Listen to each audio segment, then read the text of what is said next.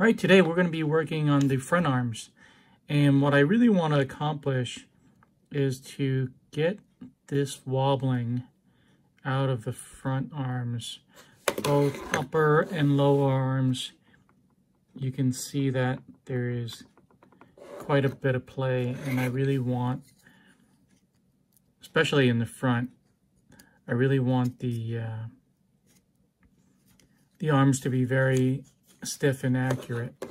So first thing I'm going to do, the only thing holding the arms together in front are these two screws. So let me just go ahead and take those out.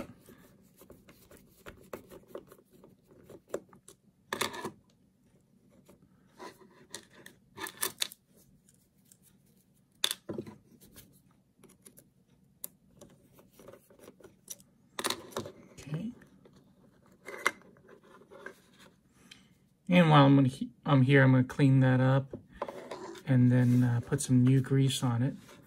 And those are two new arms right there. And for the low arms, it's the same as the back. There's 3 screws here and 2 over here, and the whole assembly comes off. So first, let me work on the upper arms. I'm going to take a minute, clean it all off, figure out which shims I need, and then I'll be right back. Okay, so I turned out the driver's side of the car. Here in the United States, the driver's side of the car. The upper arm needed a 0.3 millimeter thick shim, and on the passenger side needed a 0.2 millimeter. Yours may vary. And then as I was going through the manual, I noticed that they recommend that this arm be 49.5 millimeters long, and they are. I double checked that, made a little bit of adjustment, and you would just make an adjustment with this turnbuckle. Just use a wrench and just turn those one way or the other to get the desired length. I've already made the adjustments, so let me put this back together, and I'm just using some Traxxas high performance grease because that's what I have laying around. Use whatever you have. All right. Not too much, not too little. Wipe off any excess.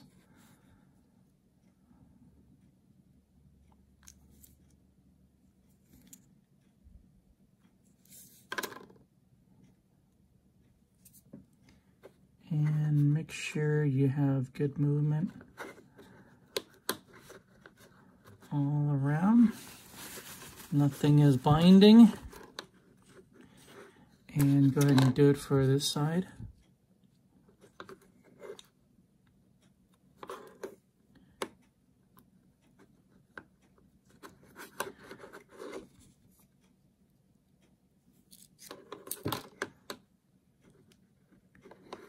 There we go. And this goes right back in there. Okay. Punches through, and you would just put the 2 screws back. Let's see if I can find the other screw here.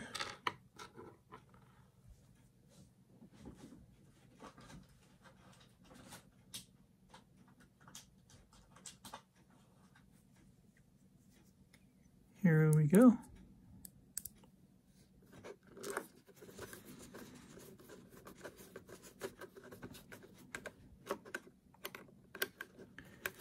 And that's it. So the upper arms are shimmed and tower put back together. Now let's work on the lower arms. So let me take those off and I'll be right back. Okay, so on the back end it was a 0.3 millimeter shim on both sides. It was really close between a 0.2 and a 0.3. And I just went ahead and rounded up just to make sure if I have any binding problems after a test run, I'll uninstall those and put on the 0.2 or maybe even a 0.1.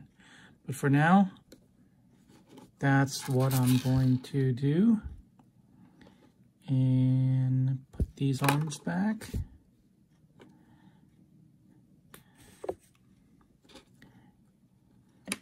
The great thing about this car is that the front and the back are pretty much exactly the same.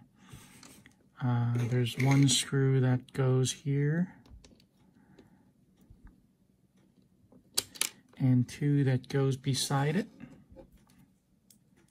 and there's two long screws that go to the front of the bumper. But this is a piece of cake to do. You have a screwdriver, you take some pictures along the way. I'm sure you'll be able to do this too. I know sometimes we're hesitant to take apart a car, but if you're doing routine maintenance or just trying to improve it, it's really not a big deal and is well worth the time.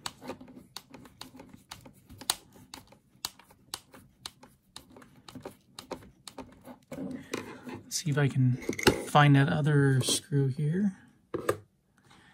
If not, I will move on.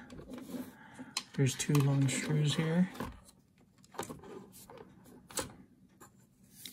In front. These can be a little bit trickier, but it's not a big deal.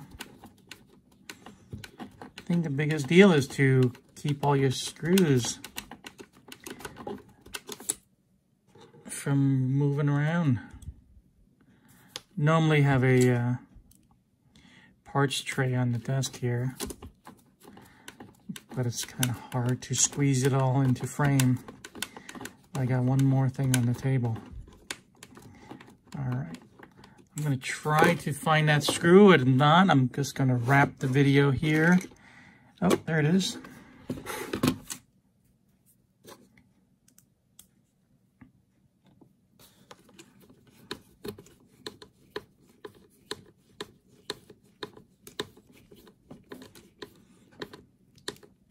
I always leave a quarter turn on all the screws for the end, just to make sure everything's even. All right, so here we go. Both the upper and lower front arms are now well shimmed, and I shouldn't have any more slop. So those are ready to go. So in the next video, I'm going to be installing the universal shafts, and I'll go over why I'm doing that and what are the benefits. For now, these might be a little bit too tight, but I think I'm going to live with it. For now, I hope you enjoyed this video. I hope you learned something. I think shimming is very important to take away the slop, and you just have to be careful. So if you like this video, you learned something, please give it a thumbs up. And please watch the series from the beginning if you haven't already. And I hope to see you in the next one. Thanks for watching.